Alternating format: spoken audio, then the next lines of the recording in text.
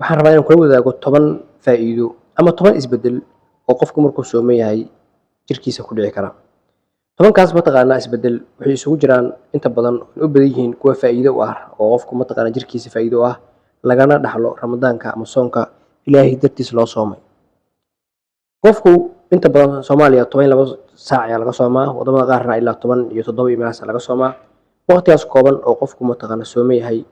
jirkiisa isbedel badan ka dhacaya oo ugu muhiimsan tahay dhanka dheefshiidka isbedelada xaggeeda ka yimaada. Haddaba qodobka koowaad ama faa'iidada koowaad oo qofku helayo waxa waaye inay aad u badato wax la yiraahdo insulin sensitivity-ga. Oo insulin sensitivity waxaa loola jeedaa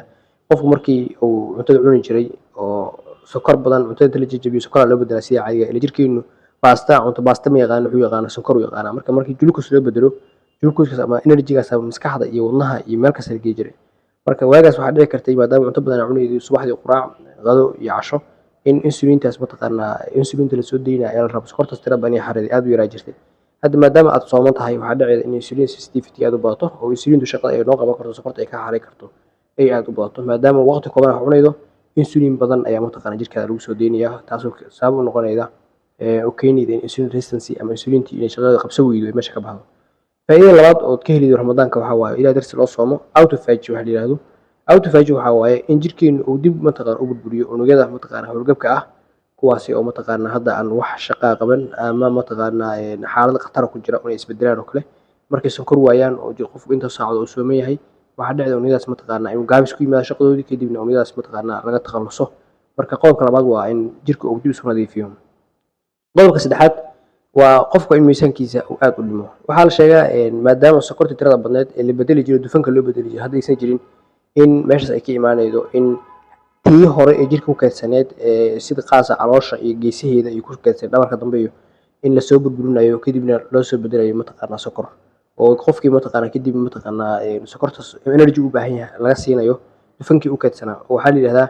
glucose from non carbohydrate ma carbohydrate aan ahayn oo cunto aad qaadato aan ahayn laakiin kayd ahay ayaa dib loo soo furaa. Marka gluconeogenesis la yiraahdaa ama sokor laga sameeyo waxaan sokor mataqaanaa asal ahaan ahayn. Marka xaaladda noocaas waxay keenaysaa marka in calooshii iyo xeertii geesaha ku jirtay guud ahaan ay baabado. Qodobka afraad oo maanta aan ka hadlayno insha Allah ta'ala faa'iidooyinka waxaa kamid ah hagaajinta dufanka jirka ama waxa loo yaqaan lipid profile-ka. Si caadi waxaa taqaaniin marka qofku uu meel tago isbitaal la baaro dufankiisa jirka waxaa ka taqaaniin cholesterol-ka la baaraa waxaa taqaaniin LDL iyo HDL la baaraa. Cholesterol-ka iyo LDL-ka labaduba mataqaanaa kuwa dufan waxoogaa ama si guud waxaa LDL-ka iyo triglyceride-ku waa kuwa khatarsan waaye haddii koror ku yimaadaan cudurrada wadnaha keeni kara oo xadada wadnaha iyo xilmaan oo kale. Marka inta badan HDL-ka aad u fiican HDL-ka marka ayaa aad u badanaya koror ku imaanaya faa'iidada LDL-ka iyo mataqaanaa triglyceride-kana waa laga joojinaa maadaama marka hore asalka lipid profile-ka ama lipid-kan ay ahayd dufankan oo ka imaanaya waxa aad qaadatay. Marka waxaa dhaca xaalad loo yaqaan lipolysis oo dhammaan in dufankii la jajabiyo. qodobka shanaad waxaa weeye in mataqaanaa waxa la yiraahdo in soo saaro ama la soo sameeyo waxyaabaha la yiraahdo anti inflammatory oo qofku markuu sooman yahay waxaa dhacayda mataqaanaa in ay ka yaraadaan interleukin 6 waxa noocaas ah. Marka interleukin 6 markuu yaraado qofka faa'iido badan jirkiisu leeyahay caabuqa tirada badan ayaa ka yaraanaya. qodobka lixaad waxaa waaye in soonku faa'iido u leeyahay wadnaha oo wuxuu wadnaha faa'iido u leeyahay qofku dhiikar qabo kale dhiikarkii mataqaanaa isbedel fiican ku imaanaya oo waxaabihii cuntada la xiriiray oo qofku qaadanaya hadda ma qaadanayo jirka xaalad degan uu galaya. sidoo kale mataqaanaa qofku hadduu sokor qabo kale sokorta hataa ku dhiido mataqaanaa xaalad miisaan galaya haddii marka horeba qofku dhakhtar ku xiran yahay xaaladiisa caafimaadna si fiican looga taxadaro. qodobka toddobaad waxaa waaye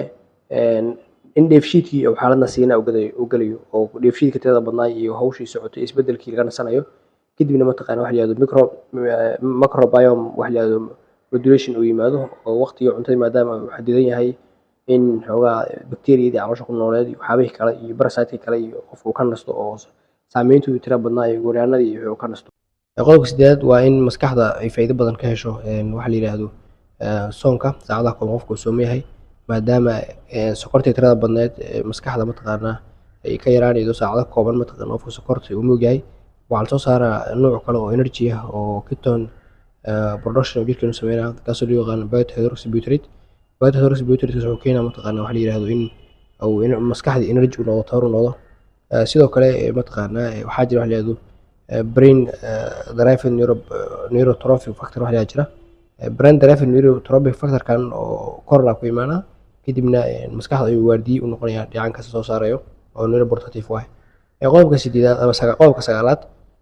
soonka qofka sokorta qaba aad ugu fiican yahay maadaama sokortii aad u kacsaneed ay markaan helaydo mataqaanaa xaalad miisaaman oo caadi iyo normal ay helaydo